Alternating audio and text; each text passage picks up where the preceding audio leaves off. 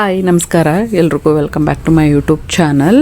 ಇವಾಗ ಮಾರ್ನಿಂಗ್ಗೆ ಎದ್ದು ಬೆಳಿಗ್ಗೆನೇ ಕಾಫಿ ಹಾಕ್ಬಿಟ್ಟು ಸಿದ್ದಕ್ಕೆ ಸ್ವಲ್ಪ ಬೂಸ್ಟ್ ಹಾಕ್ಕೊಡ್ತಾ ಇದ್ದೀನಿ. ಬೆಳಿಗ್ಗೆನೇ ಅವ್ನಿಗೆ ಎದ್ದ ತಕ್ಷಣವೇ ಅವನೇನು ಅಷ್ಟಾಗಿ ತಿನ್ಕೊಂಡು ಹೋಗಲ್ಲ. ಅವ್ನಿಗೆ ಇಷ್ಟವಾಗಿದ್ದೇನಾದರೂ ಮಾಡಿದ್ರೆ ತಿನ್ಕೊಂಡು ಹೋಗ್ತಾನೆ, ಇಲ್ಲ ಅಂತ ಹೇಳಿದ್ರೆ ಬರೀ ಬೂಸ್ಟು ಹಾಲು ಕುಡ್ಕೊಂಡು ಹೊರಟೋಗ್ತಾನೆ. ಯಾಕಂದರೆ 10:30 ಒಳಗೆ ಮತ್ತೆ ಬ್ರೇಕ್ ಇರುತ್ತಲ್ಲ, ಅವಾಗ ಸ್ನ್ಯಾಕ್ಸ್ ಟೈಮ್ ಇರುತ್ತೆ.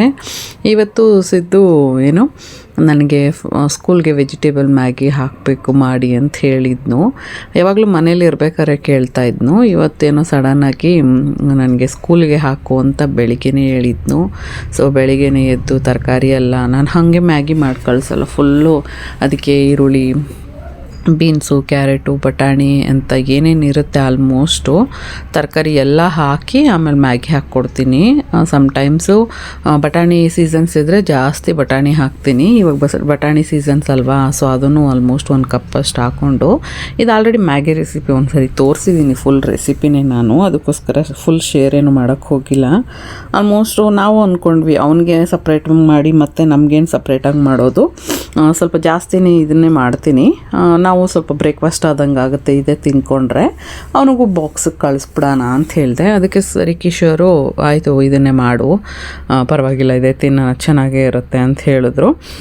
ಅದಕ್ಕೆ ಬೆಳಿಗ್ಗೆ ಇದು ತಿಂಡಿ ಮ್ಯಾಗಿ ಮಾಡ್ಕೊಂಡು ವೆಜಿಟೇಬಲ್ ಮ್ಯಾಗಿ ಚೆನ್ನಾಗಿ ಮಾಮೂಲಿ ಆ್ಯಸ್ ಯೂಶ್ವಲ್ ಚೆನ್ನಾಗಿ ಬಂದಿತ್ತು ತಿನ್ನೋಕ್ಕೆ ಮಾತ್ರ.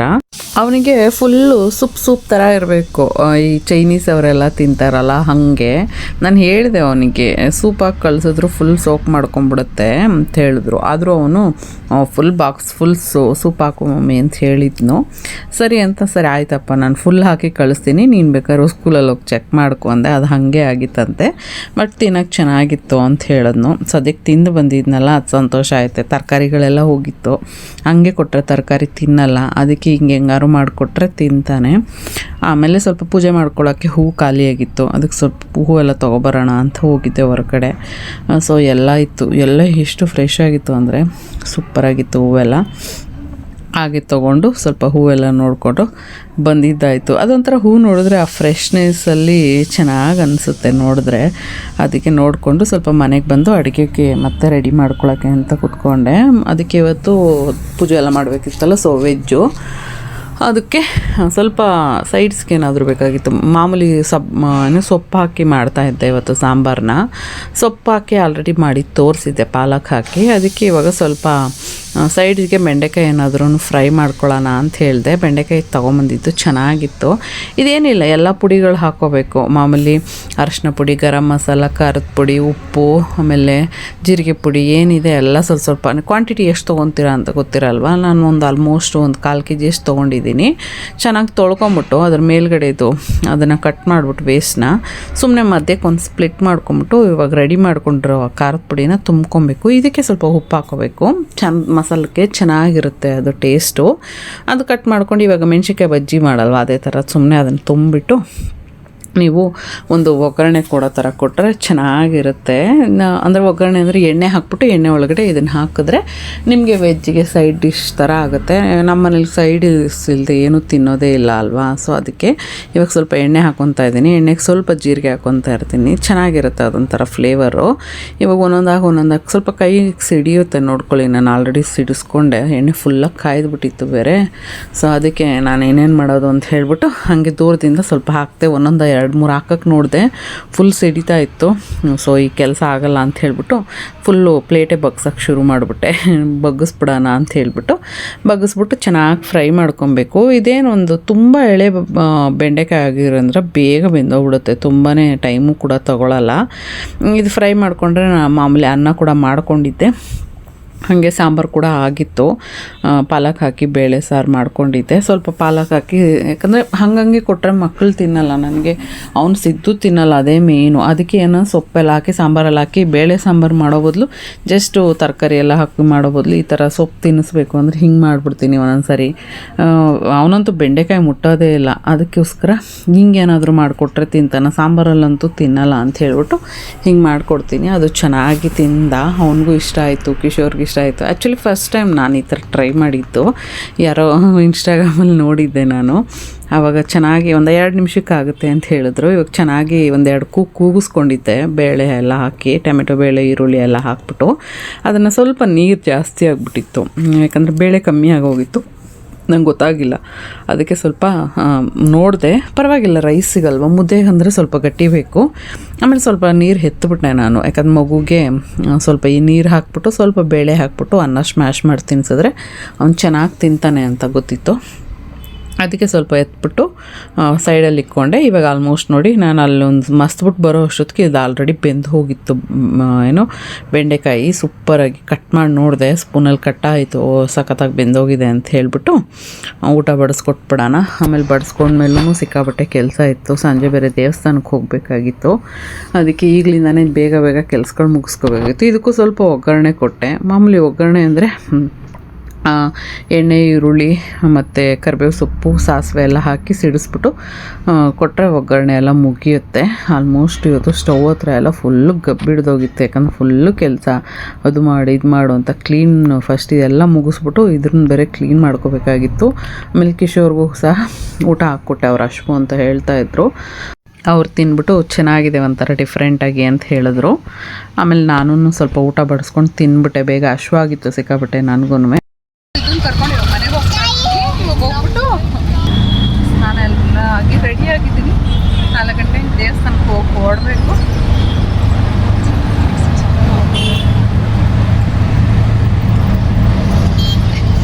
ಅಡುಗೆ ಕೆಲಸ ಆಗಿದ್ದೆ. ಅವನ ದಬ್ಬ ನಾನು ಹೋಗಿ ಸ್ನಾನ ಮಾಡ್ಕೊಂಡು ರೆಡಿ ಆಗಿಬಿಟ್ಟು ಆಟೋದಲ್ಲಿ ಹೋಗ್ಬಿಟ್ಟು ಸಿದ್ಧನ ಕರ್ಕೊಂಬಂದು ಮತ್ತೆ ಮನೇಲಿ ಪೂಜೆ ಮಾಡಿ ಮತ್ತೆ ಸಾಯಂಕಾಲ ಅಷ್ಟೊತ್ತಿಗೆ ದೇವಸ್ಥಾನಕ್ಕೆ ಹೋಗಬೇಕಾಗಿತ್ತು.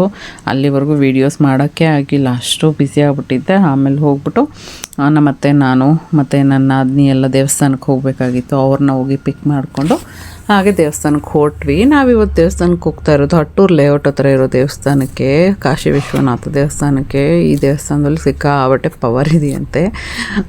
ಎಲ್ಲರೂ ಹೋಗೋಣ ಅಂತ ತುಂಬ ದಿನದಿಂದ ಪ್ಲ್ಯಾನ್ ಹಾಕ್ತಾಯಿದ್ರು. ಸೊ ಇವತ್ತು ಹೋಗೋಣ ಅಂತ ಪ್ಲ್ಯಾನ್ ಹಾಕಿದ್ವಿ. ನಾವು ಆಲ್ಮೋಸ್ಟು ಸಂಜೆ ಅಲ್ವ ಹೊರಟಿದ್ದು, ಸ್ವಲ್ಪ ರೋಡಲ್ಲಿ ಟ್ರಾಫಿಕ್ ಇತ್ತು.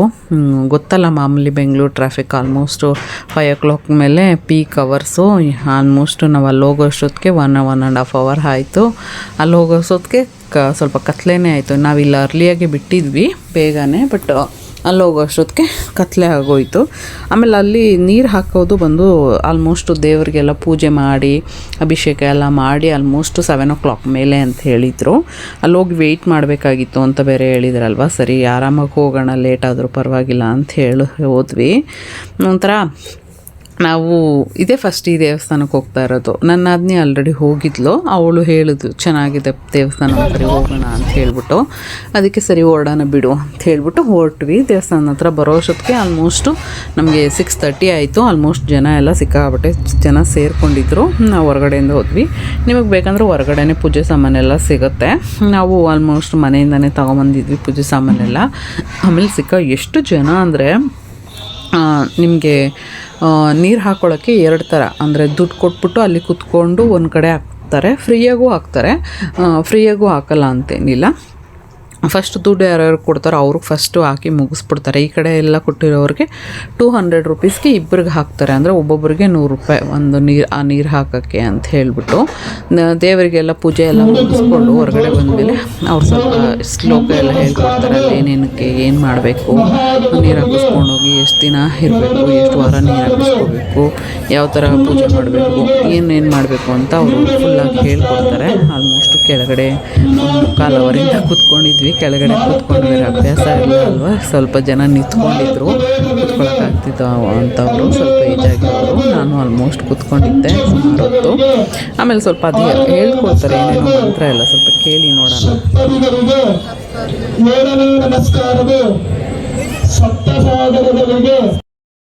ಯಾವ ಅಭಿಷ್ಟದಿಂದ ಅಥವಾ ಯಾವ ಸಂಕಲ್ಪ ಈಡೇರಬೇಕು ಅಂತ ಹೇಳಿ ಸಾನ್ನಿಧ್ಯಕ್ಕೆ ಬಂದಿದ್ದೀರಾ, ಆ ಸಂಕಲ್ಪಗಳೆಲ್ಲವೂ ಸಂಪ್ರದಾನುಗ್ರಹವಾಗಲಿ ಅಂತ ಹೇಳಿ ಭಗವಂತನಲ್ಲಿ ಪ್ರಾರ್ಥನೆ ಮಾಡಿಕೊಳ್ಳಿ.